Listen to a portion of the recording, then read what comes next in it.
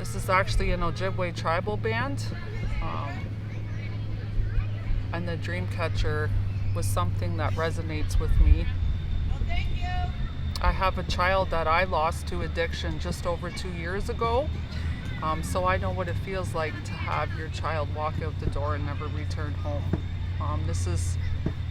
There's a lot of teachings behind this. That's a whole nother story, but this is something that we crafted together for many years. She was a beautiful butterfly dancer, so yeah, a lot of memories, good ones.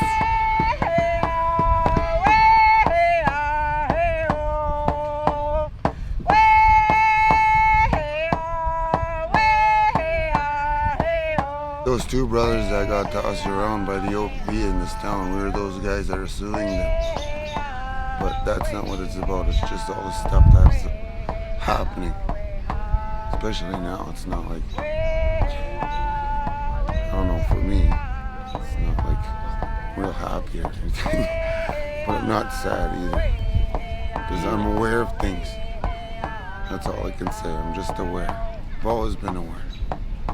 I'm just sharing my awareness, you could say. Not in a bad way, in a good way. Just so other people can know too, you know. Not just me. I'm my brother here. All children matter. I am a survivor of that stuff. So is this guy. I know lots of people like that.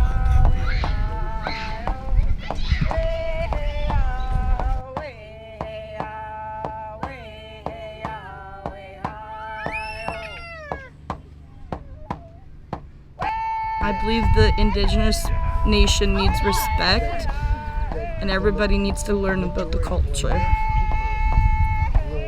So I suppose humanity is growing up 10,000 years. We didn't really know what we were doing. We were just learning to be conscious human beings. And I think that the current affairs are making Canadians and worldwide waking up to the atrocities of the imperialistic past. And I really believe that in the next year or two, people will rise up and say enough is enough. I won't tolerate all the injustices anymore. Last week on June 21st, Canada finally, after 25 years, signed the United Nations Declaration for the Rights of Indigenous People. 25 years, Canada wouldn't sign that agreement. 144 countries did. Canada, Australia, Britain, New Zealand, the ones with the colonizers. They wouldn't sign. Finally, we signed. And now with all the graves being found this past month and are going to be found for the next years, I think every parent, no matter native or whatever, has to cry inside when that your child would be lost like that forever. So I totally, from now on, I stand with our First Nations people, Black lives, people of color, trans, gender, be human beings. And I hope that by the year 3000, there'll be no borders and countries, and there'll be no talk of hating each other. We'll heal each other, help each other, cooperate. My name's Cheryl. I'm from the Otter Clan. My home is Chimnasing, Christian Island. I'm part of Beausoleil First Nations. Well, I'm here to support my people. I'm here to show my unconditional love. I'm here to honor all of my people. and to respect all of the families that are suffering in this time. My mom has been gone now. This October will be 5 years. She was a residential school survivor. She was in St. Joe's in Spanish, Ontario. She was taken as a young girl and she resided in the residential school there for 5.5 years. I really can't say that it took her language from her because she still spoke her language. She never lost it. It was never relearned with her. However, with my mother, growing up as a child, she never spoke her language with us. I rarely heard my mother say, "I love you." I knew she did love us, but we rarely heard it. There were a few struggles in my teen years with her, but it was never her fault. It wasn't understood by me until I chose to educate myself about residential school, and then I understood.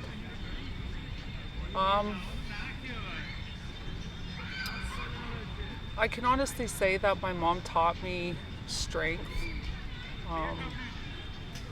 She wasn't able to provide the tools to me as a young girl, how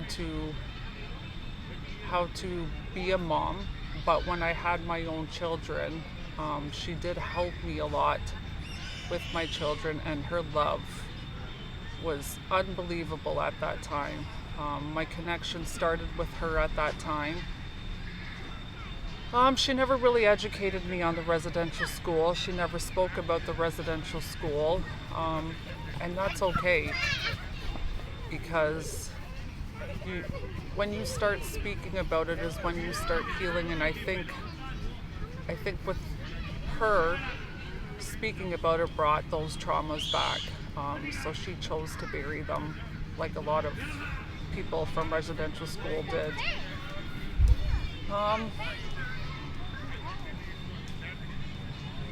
But for that, she taught me great strength. She taught me survival. She taught me to not let anybody take anything from me and to use my voice.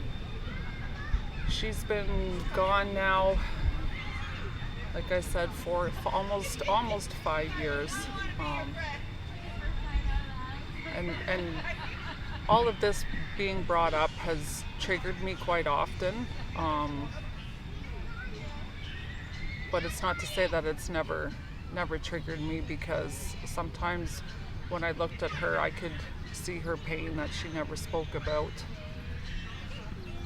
But I never forced her to speak about it either. And when I started learning about it, and I took the time to go visit the residential school that she resided in, when I returned home, she wanted to see pictures of it, and I couldn't understand. But it took me a few minutes to show her, and I could see the memories flowing through when she was looking at these photos.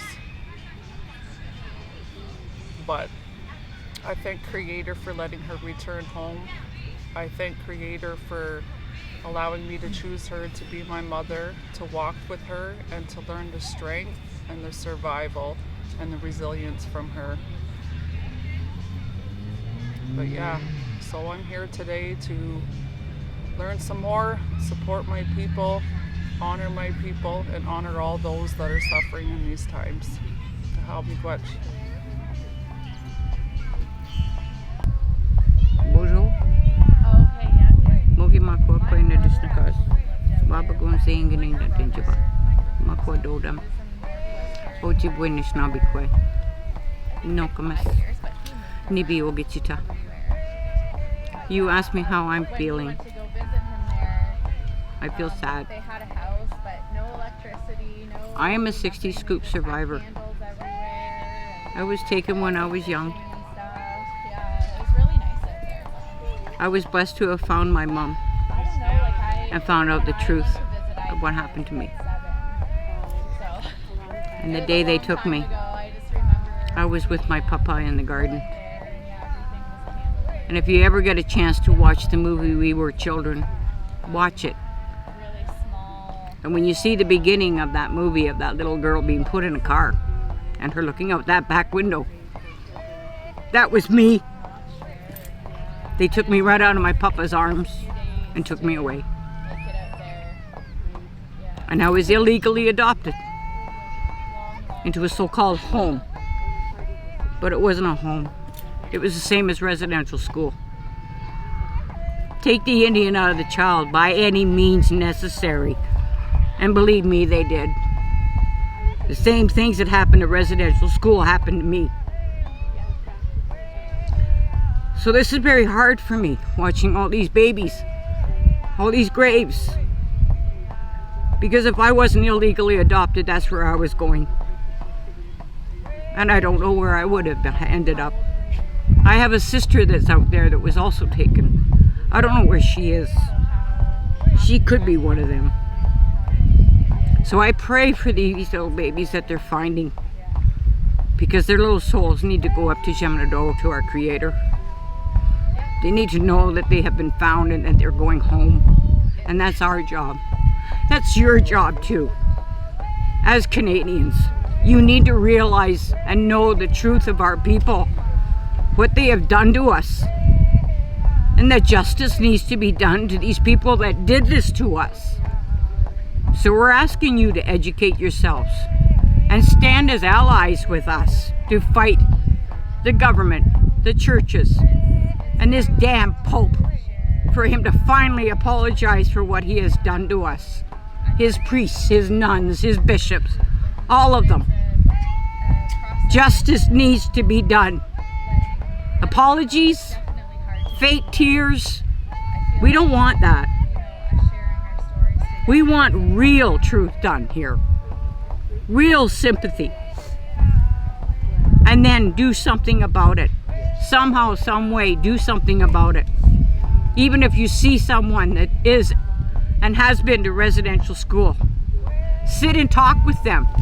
Let them tell their stories, because our stories need to be told. And you people need to listen. And then do something about it.